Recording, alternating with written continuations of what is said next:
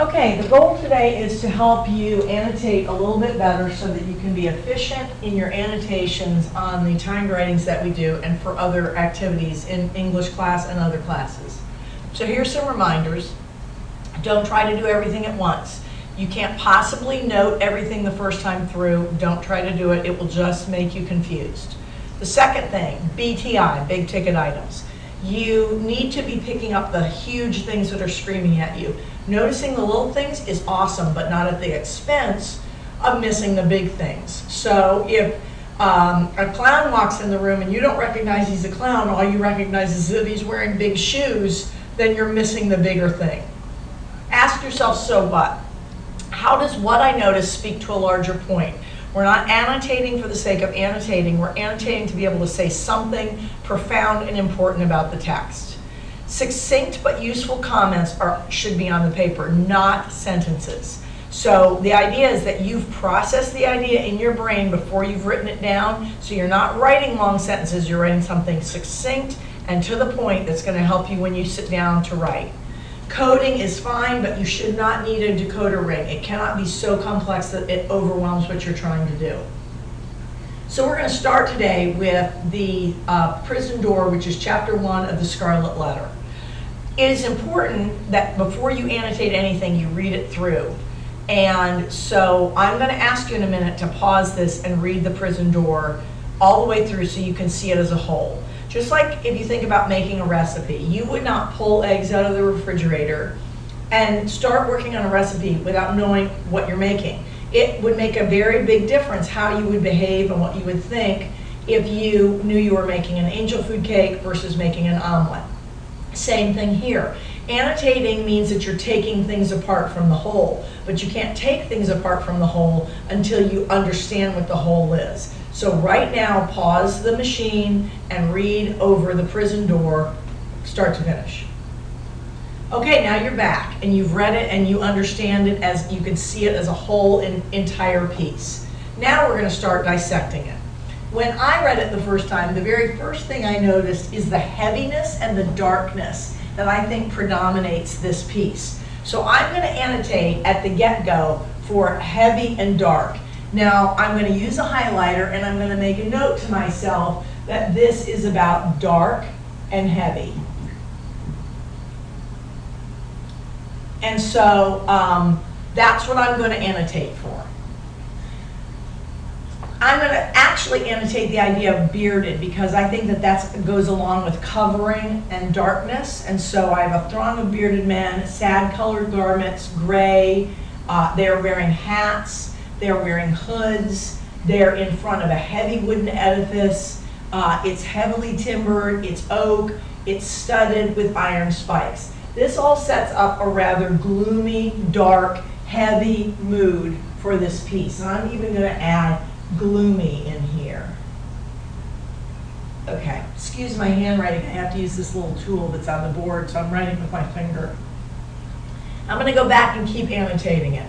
As I read through this, and I'm focusing on dark, gloomy, and heavy, I'm going to note that we have a cemetery and a prison are the first two things that they build. The cemetery is about death, the prison is about crime, punishment, and sin. So it goes along with my dark, heavy, and gloomy ideas that I see here. And we have prison house and burial ground at the get-go, and we've got the word grave, that's fairly heavy and dark. We've got tombstones here. We have a wooden jail. It's marked with weather stains, that's dark. It's yet darker aspect, beetle-browed and gloomy front. That is certainly not painting a pretty picture. I'm going to scroll down and get some more. I have rust, which is an idea of decay and darkness. On ponderous ironwork, again, heavy ideas and imagery. We have the word crime. I have an ugly edifice. It's overgrown. The grass is even overgrown. For me, I'm going to include that because that's like the covering of the head gear, the hats and the hoods. And the plants are burdock and pigweed. Even if I don't know what those are, the diction, the way they sound, those are not pretty words. Burdock and pigweed. And that is confirmed by the fact that it says they're unsightly vegetation. So all this is heavy and dark and unpleasant, and you've got soil, which is a dark color, and born the black flower of a civilized society, a prison. And then I'm going to notice I see a shift here, right? I'm going to expect something different because I have but. But on the side portal, and rooted almost at the threshold, was a wild rose bush. So I am going to note that in a different way. I'm not going to highlight that because that stands out to me. This wild rose bush, that's pretty, that's light and bright, and I can see a color that is not the ugly dark colors that I've seen here. And we have June, which is a month associated with sun, and we have delicate gems. That's the opposite of what we've been seeing here. Gems connote sparkle. Delicate is the opposite of this ponderous door. We've got fragrance and fragile beauty. You've got a token of the deep heart of nature and pity and kindness. Those words just stand out. But I need to go back because I've missed some of the darkness here, right? We have a prisoner who went in and he is instantly turned into a condemned criminal, and he's got doom headed his way. So we see a lot of darkness here. I want to make a note that the things I've circled are light and colorful and brighter. They're much more hopeful, okay? And then I'm going to continue down, and I've got this rose bush again, and the rose bush has been kept alive. It has survived. That's a positive, right? And we have, again, these heavy, we've got a real juxtaposition here of this little, beautiful, light, shining rose bush, but it's in the sentence with these gigantic pines and oaks that overshadow it. And we have, again, a light word, sprung up, connotes quick movement, lightness, under the footsteps of the sainted Anne Hutchinson as she entered the prison door. Wow, in the same sentence, why is a saint going into a prison door would be the thing I might be asking myself. Let's see, pluck one of the flowers is again light. Plucking is a quick, brusque movement. It's not heavy and ponderous.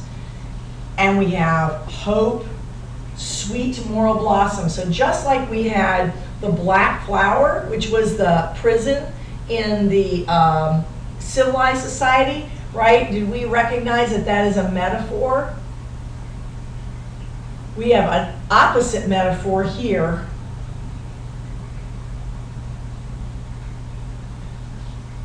And we've got this ending again, very heavy. We've got darkening clothes. So we've noticed in this piece two major big ticket items. The idea of the heaviness and darkness and gloom, and the idea of the lightness and beauty that's interspersed here a little bit with the rose bush. And the really neat thing that we noticed is this juxtaposed metaphors. The black flower of a civilized society is a prison, but here we have a rose bush, which is a sweet moral blossom. All right, so we've got a lot happening here that's valuable to us that we can say a so what about. So right now, I'd like you to stop this and think for a minute about what you think Hawthorne wants the reader to think.